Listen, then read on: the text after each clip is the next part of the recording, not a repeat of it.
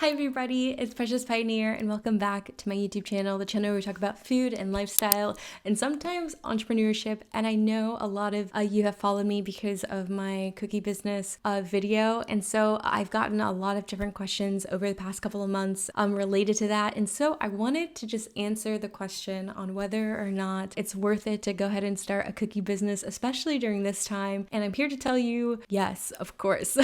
Yes, I think it's definitely worth it still to this day, and I'll go into the reasons why. If you're curious, if you have never started, if you have started already and don't know where to go, this video is just going to cover why you should keep going, why you should get started, even in 2020, 2021. I think it's just such a great business venture, especially if you're new to entrepreneurship or you're passionate about baking, or if you're looking for a side hustle to get started, or if you want to grow it into a big storefront with your family and everybody else. It's just a really great thing to get started in, and so I'm here to help you with that. If you're new to my channel, welcome. Don't forget to hit that subscribe button below. That really helps to support me in the creation of these videos. But without further ado, let's jump in. So, like I said a little bit earlier, it is the perfect having your own small bakery, whether that you're selling cookies or baked goods, such as bread loaves or cakes and things like that. It's the perfect thing to get started because the startup cost is very small and there's a lot of room for trial and error.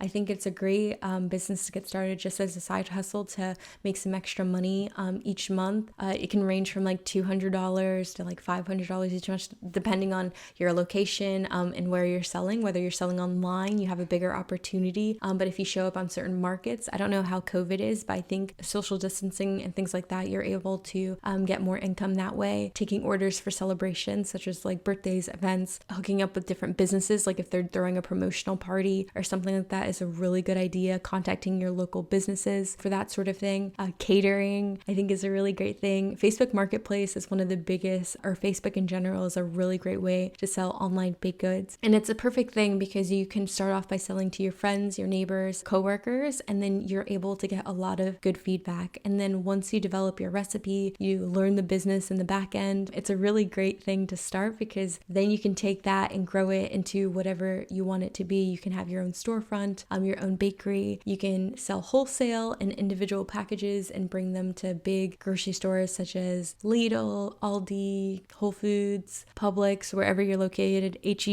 and have a partnership with them and sell your cookies through them, or local smoothie shops. You know, when you go get a smoothie, there's always like a kiosk with different like healthy snacks or bars or cookies or whatever. You can throw your stuff up there. You just have to get really creative when you're a small business. And the thing about small businesses is that oftentimes you actually have a leg up in many ways, because I think a lot of people are looking for niche markets and looking for something that makes you stand out, something that makes you unique. And you being small, like, hey, I'm a local business in this specific city. Like, I live in Dover, Delaware. Like, Dover's very tiny, and so if I had my own bakery, it would be kind of a big deal in this area. And depending where you are, you can have your own niche market, whether you're selling vegan products or you're selling the most beautiful products. And I think finding your own uniqueness is the key to win in that sort of market if you're starting from home. I cannot stress that enough, because as much as I can make cookies and sell them, my neighbor can make cookies and sell them,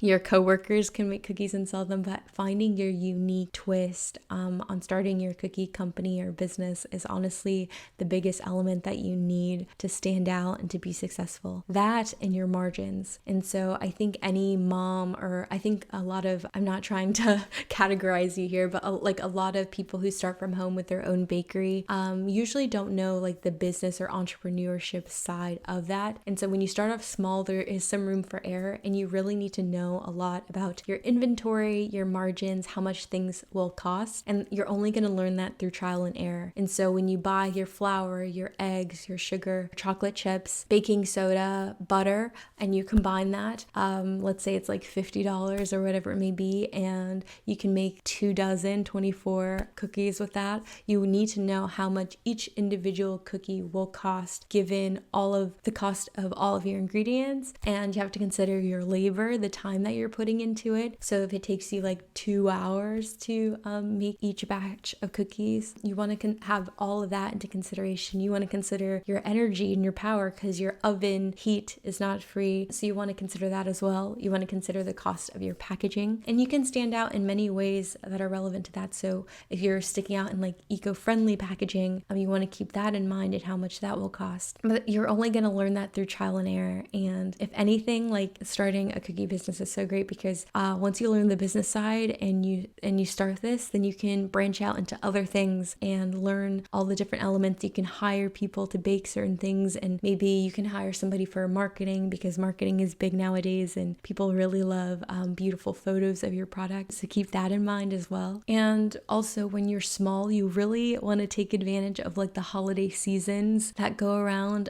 The ones that are coming up are obviously Thanksgiving and Christmas. And so you can be really successful in that way by just making an Instagram page or making a Facebook page and asking your local members in your group what their favorite holiday cookies and holiday desserts are, whether that be gingerbread is very popular, peppermint, chocolate, cranberry, anything cranberry, so you want to ask them what their favorite things are and take a survey, take a poll, and offer to bring little samples into work. And so everybody can try it, and they're like, oh, that's so good. Like, where'd you get them? And you can say, hey, I made them. I'm selling holiday cookies on this date, and then I'm taking pre-orders. And then suddenly you have everybody sign up on how many they want. And that's how you can just simply start your business. Starting your cookie business is so simple and so easy. You just have to figure out the math part of it first. Make sure that the cost matches how much all your ingredients, your labor, all of that. Make sure that your numbers are correct. Because there's nothing like, you can do it out of love, and that's super great. I've done that too. I've given so many free cookies in my lifetime,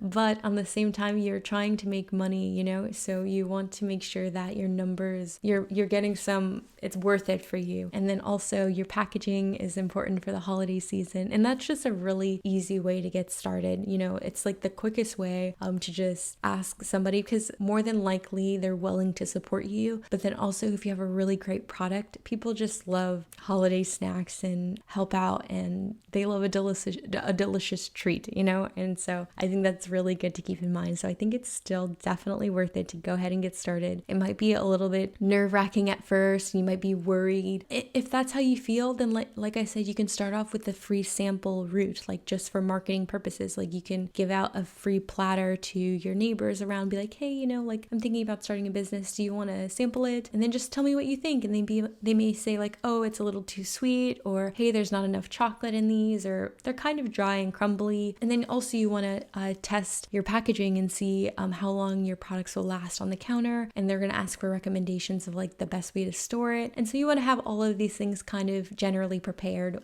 when you're starting, and you can give yourself enough time to experiment and see what that process is like. But the whole process is kind of fun because you get to you get to pick out your company name and then your logo. But I wouldn't worry too much about all of that before getting started with your product, because that is the most important thing. And you don't need too many to get started. You can have just 1 or 2, maybe even 3 different types of cookies to get started, so you don't feel stressed with all the different inventory, and it makes it really simple. And as you grow, then you can worry about all those different things like a website and intense branding and all that different stuff. You can start off really small. And I think that's the best part of starting a cookie company in this time, because you have the free range to make it your own and personalize it. And that was my favorite thing about it. I just made it my favorite things, my favorite flavors, and sometimes that's okay too. Starting a baking business could be the perfect passion project for you. So if you're new and you just want to get started and jump in, then just try it, because